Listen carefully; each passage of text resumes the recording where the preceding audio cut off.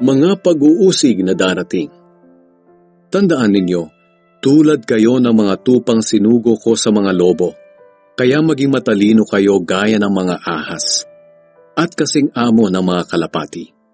Mag-ingat kayo sa mga tao, dahil dadakpin nila kayo at dadalhin sa hukuman, at hahagupitin nila kayo sa kanilang mga sambahan.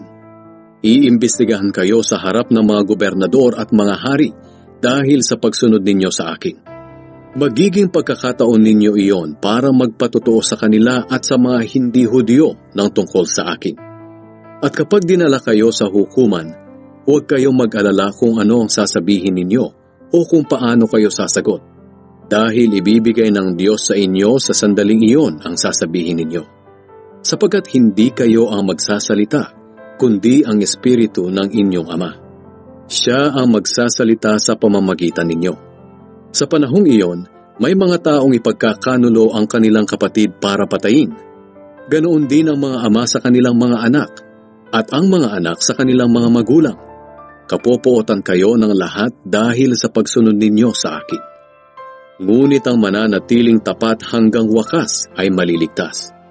Kapag inuusig kayo sa isang bayan, pumunta kayo sa ibang bayan. Dahil ang totoo, hindi pa man ninyo nalilibot ang lahat ng bayan ng Israel, ako na anak ng tao ay babalik na. Walang mag-aaral na mas higit sa kanyang guro, at walang aliping mas higit sa kanyang amo. Sapat na sa isang mag-aaral na maging katulad ng kanyang guro, at sa alipin na maging katulad ng kanyang amo. Kung akong pinuno ninyo ay tinatawag nilang Satanas, gaano pa kaya kasama ang itatawag nila sa inyong mga tagasunod ko?